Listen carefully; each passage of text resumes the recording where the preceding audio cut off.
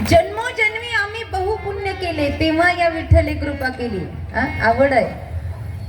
एक जन्म पुरत नाही देवा. आणि हे फक्त तुकोबरायांचं म्हणणं नाही, महाराष्ट्रामध्ये जेवढे संत झाले जेवढे